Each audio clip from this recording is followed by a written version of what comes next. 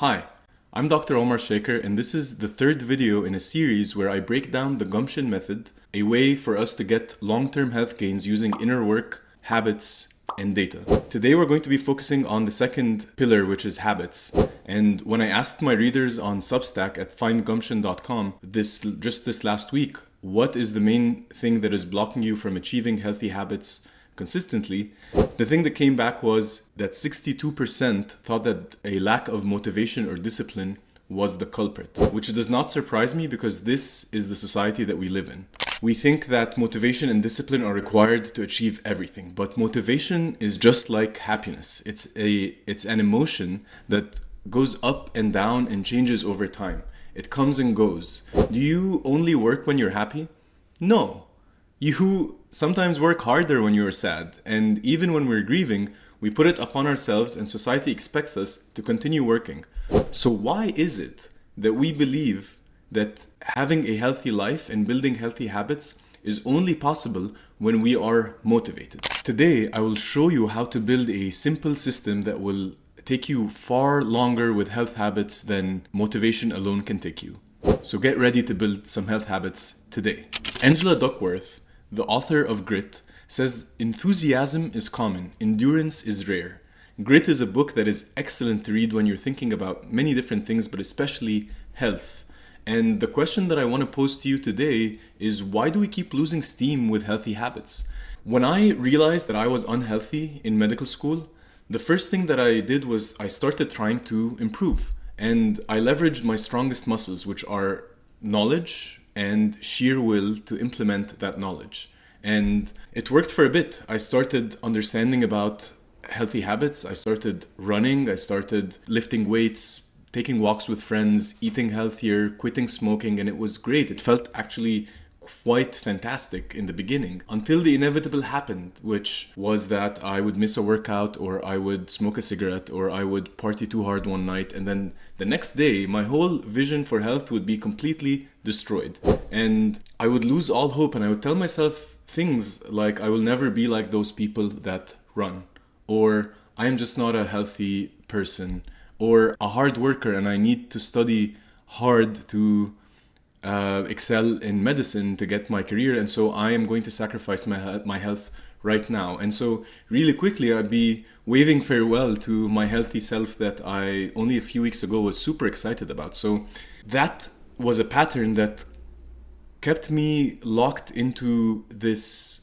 excitement phase and then a deep trough, and I would lose it. And so I wonder if this sounds familiar, because this pattern that I described above continued well into my data consulting career and early 30s. And it was only when I got interested in lifestyle medicine and joined the Functional Medicine Coaching Academy when a facilitator and a health coach asked me one day a question that I'll never forget. And she asked me, who would you be if you are healthy? And what would that person look and feel like? And that question seemed to shift gears in my brain when I realized in that moment that I have been approaching health using the rise and grind method of setting a goal, trying to achieve it, and then I either win or lose. And this is the same problem that I see with a lot of the hyper ambitious people who I coach. They approach health from an all or none state.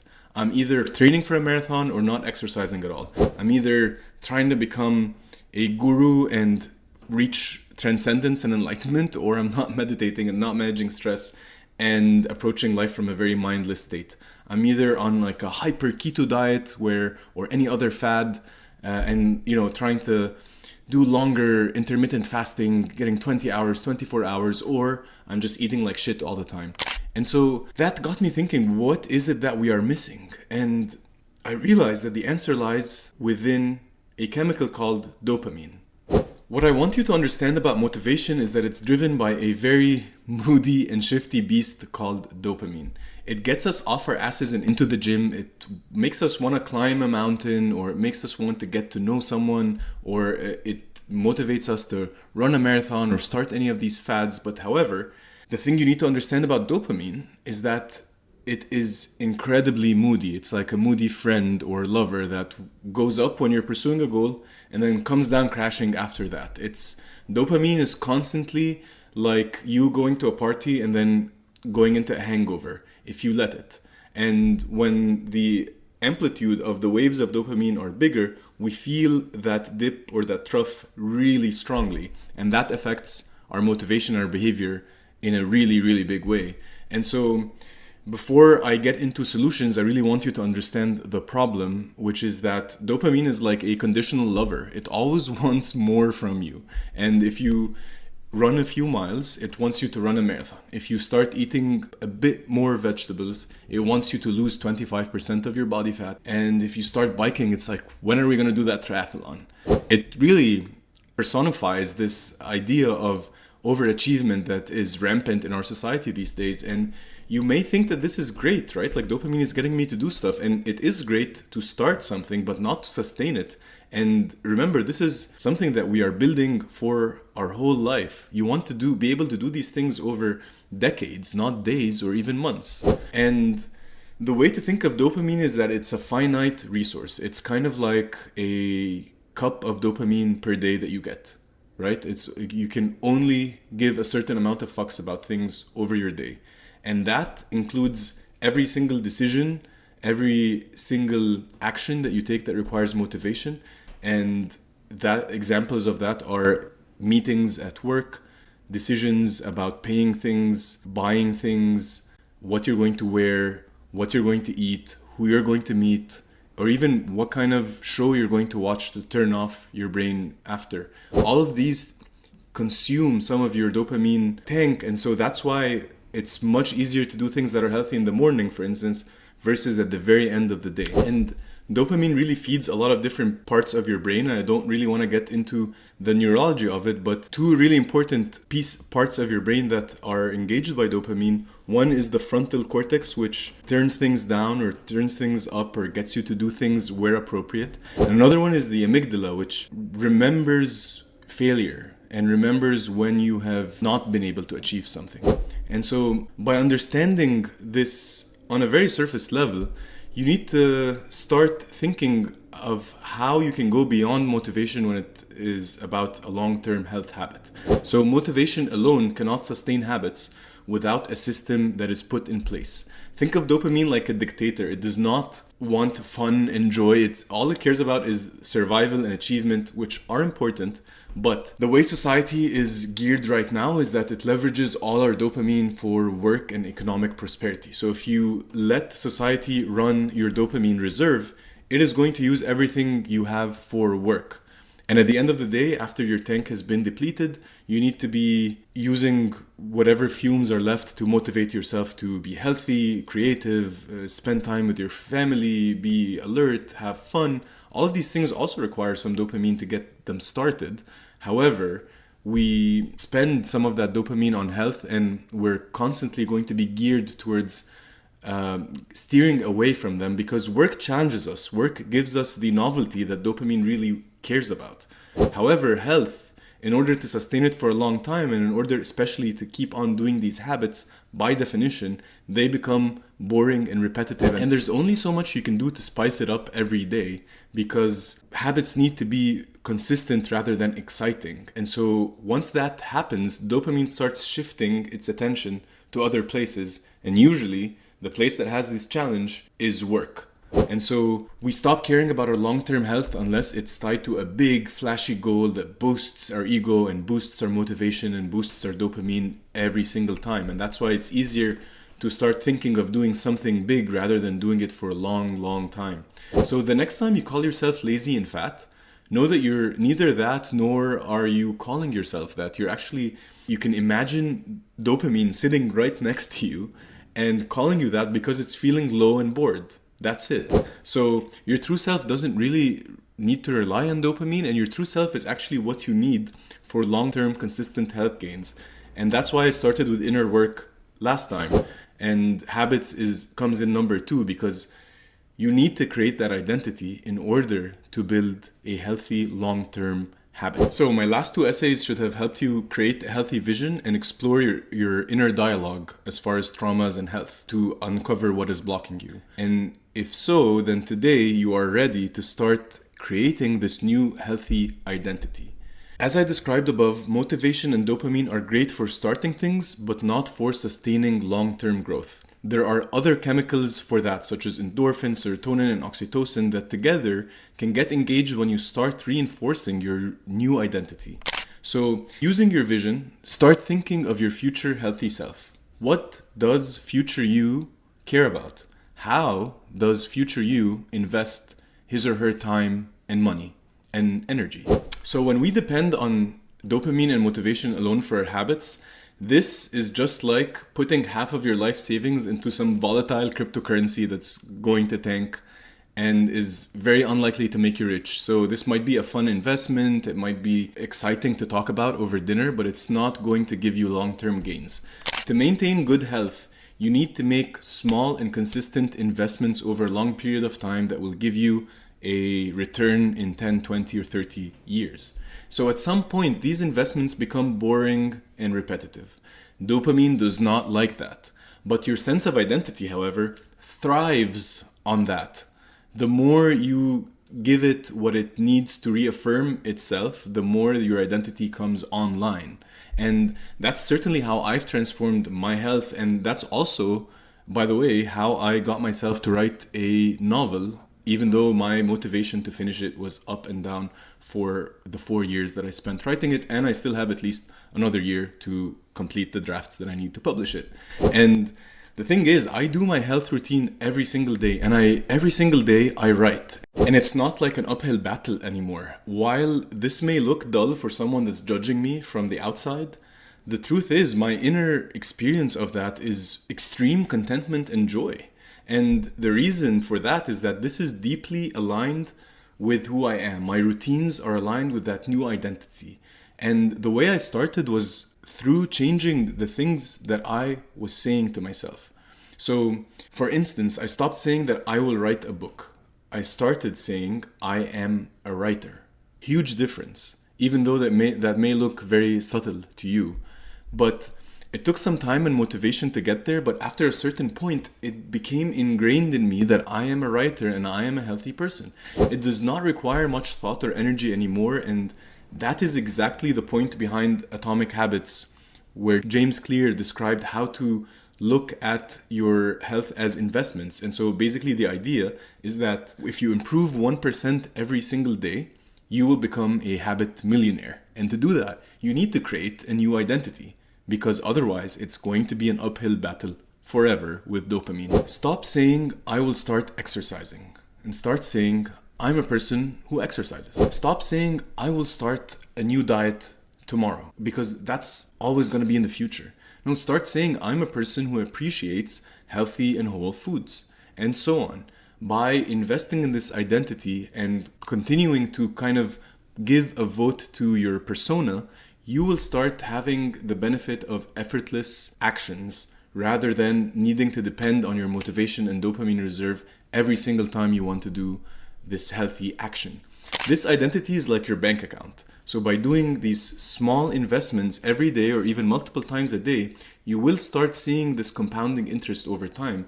And your new healthy identity is going to be more and more palpable to you, and your transformation will be complete, but it requires you to get through that chasm. So there are 6 areas that you need to think about and start addressing based on your own unique vision. And you need to choose the actions that make most sense to you. I will break down these 6 areas in future essays, but the basics are that you need to exercise. You need to increase your heart rate regularly somehow. You need to eat real food, not packaged food, and you need to eat not too much, and mostly plants. You gotta respect your sleep cycle, one way or another, and you also need to create healthy boundaries and meaningful relationships that support you. And then you also need to metabolize stress in a healthy way. You need to be able to express self-compassion and hold yourself well when you are under a lot of stress, and identify the patterns and be able to regulate the emotions that come up when you are facing stress, because we all face stress and it's impossible not to face it, especially in this day and age. And then lastly, you also need to understand what parts of you are entangled in shame and how that is driving some of your addictive behaviors and patterns. So this is like your portfolio of investments. You need to put a little bit in each one to have like a mixed investment style. However, you can't really tackle all of them at the same time. You need to choose according to your vision which actions are going to get you to where you want to become. Think about it this way. What does this person that you are creating do daily to be healthy? Examples could be eat a lot of protein in the morning, or lifts weights, or connects with friends, or does a 15-minute HIIT exercise every day, or avoids porn, weed, and cigarettes, and sleeps for 7 hours every night. Whichever of these actions makes sense to you based on that vision template that we've created in the first video, once you work on one of these, you will start seeing benefits in others. That's the beauty of habits. They actually work well together. So some of the synergies, for instance, are that if you do not sleep well, you start craving carbs the next day. And another one is that if you start exercising regularly, you start metabolizing stress much better. And when you have very supportive relationships, this helps you manage your addictions and vice versa. So there's a lot of this cross-pollination between these 6 areas, and we'll get more into that later. But what I need you to understand is that just by starting to exercise, you're helping your food, you're helping your sleep, you're helping your stress, and so on. So the whole idea is to identify your top 1 or 2 actions and to fortify and almost baby-proof your life to make sure that you continue doing them when the motivation and when the dopamine drops. And so here's the system that I've created to help you build those habits and cross that chasm of dopamine. And I call that the 3S habit system. And it stands for simplifying the action, streaking the wins, and most importantly, soothing the losses. So this is a way that is guaranteed, and I never use that word lightly, especially not in health, but it's guaranteed to help you build a long-term habit, regardless of what happens. And the reason why I'm so sure is because that's how I have built all of my habits, and it's also tried and tested with all the clients that I've coached, and it works for almost everyone. And I've also based this on the inspiration I got from reading a lot of books about behavioral change, such as Nudge, Atomic Habits, Thinking Fast and Slow, A Well-Designed Life, and a lot more that I'll leave the links in the comments. But let's get into the first step, which is to simplify the habit. This is the most basic way of getting into any habit, just to make it simple and to make it obvious and to let inertia and gravity do the work for you. Richard Thaler, the author of Nudge, says, first, never underestimate the power of inertia. Second, that power can be harnessed. Your eyes are literally an extrusion from your brain. I know that's a weird concept, but it's neurologically accurate. Your eyes are part of your central nervous system, but we just needed them outside of our brain to be able to see the world. So this image can really help you make habits simpler for you by essentially being able to see the things that you want to do. When we actually see things, we're more likely to engage with them. So the concept of out of sight, out of mind is actually applicable to habits, not just to people. So if you want to read a book, put it on your coffee table. If you want to go for a run, put your running shoes by the door. If you want to do some yoga or meditation, open the mat before you sleep and put a meditation cushion next to you. When you see things, you're more likely to do them, and the opposite is true. If you do not see things, you're less likely to do them. So this applies to addiction.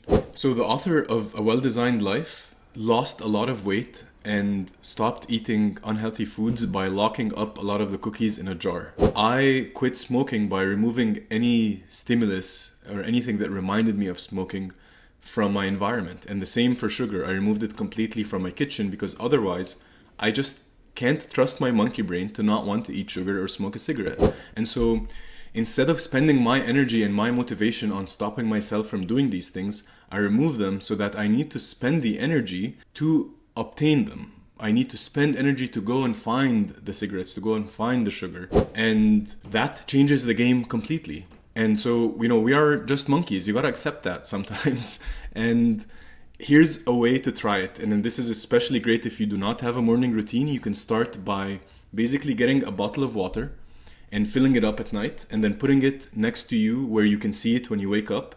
And the first thing you do before your email, before the bathroom, before you dig into your phone, before social media, before you find your notifications, is you drink the water. That is first of all giving you a signal that your health is more important than anything in your phone. Secondly, you're hydrating yourself, which is great, and I have a whole essay coming up on hydration.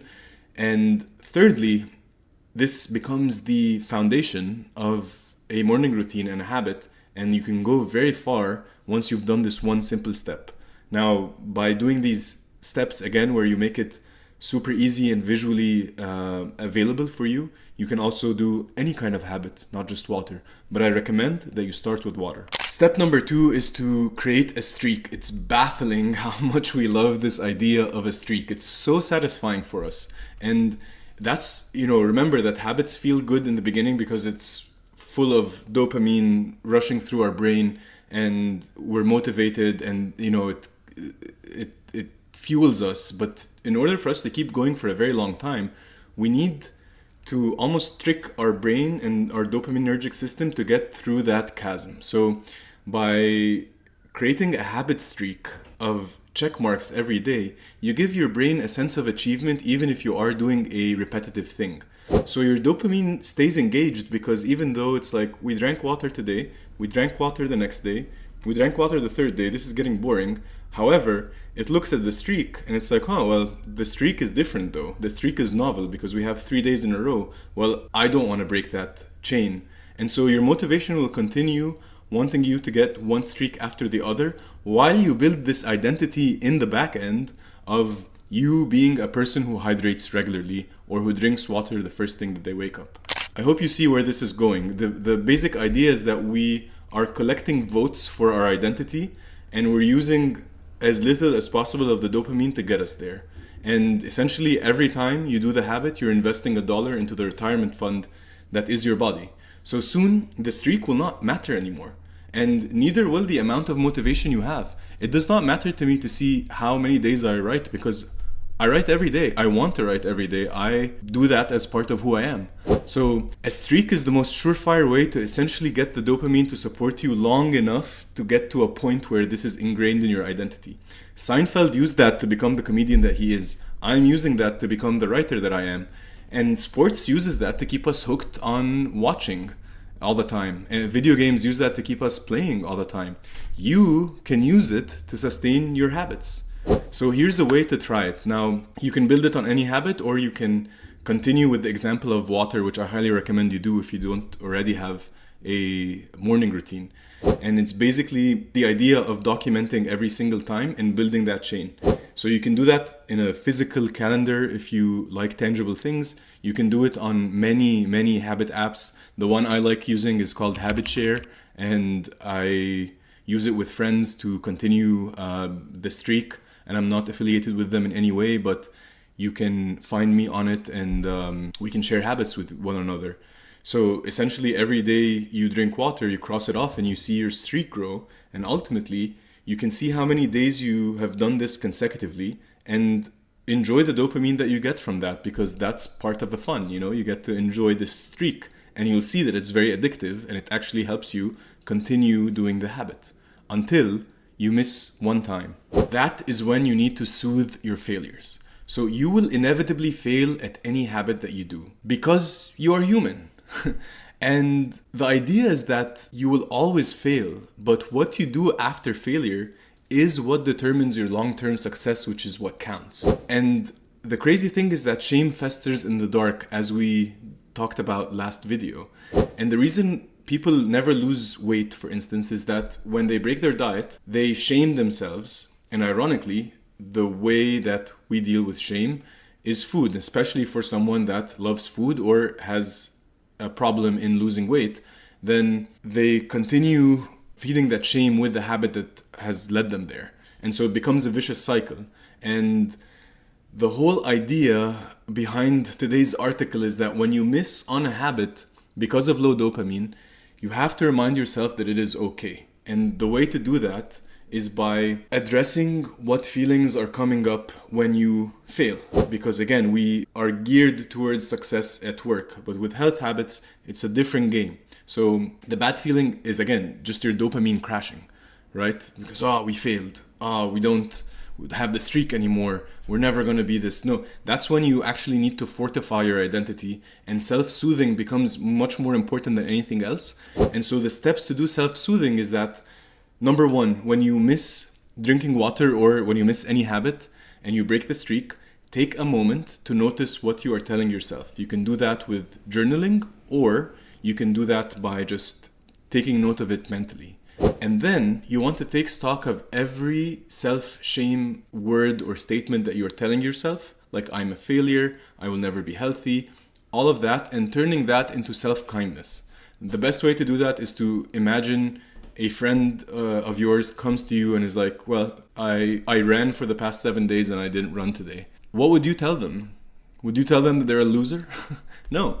And if you do, then you have bigger problems. But tell yourself what you would tell a friend. And that is basically how you can practice kindness, that it is okay to fail. And remind yourself that we all break habits. We all get lazy. We all fuck up. This is not just a you problem. And once you start identifying that, you can practice more self-compassion to keep getting back. And the last step of practicing self-compassion is that you gotta get back on your feet the next day. And this is crucial. A lot of people can soothe themselves, but if you just soothe and not take action, then you are missing the critical piece, because it's okay to miss 1 day, but if you miss 2, that's not okay, because if you miss the 3rd day, your habit is gone. So always be aware when you miss the habit to go through that process without shaming yourself, and then get back on it the next day. Get it. So the last thing I want to say is that we can do it. You can do it. I can do it. We can change our lives. We can become more healthy if we implement this system, and if we start taking our future self and identity as the gold standard of building habits rather than our motivation. So I hope you could change your mind today with me and start forging this new identity that is healthy and grounded. Next week, I'll talk about the last part of the gumption method, which is measuring progress with data, biomarkers, and things like Oura Rings and Fitbit. So stay tuned for next Sunday. If you want to get the essays and engage with us on the polls every week, make sure to subscribe at findgumption.com. And I also am launching a coaching program. If you're interested in building this system for yourself, join the waiting list. And by all means, start investing in your future self now.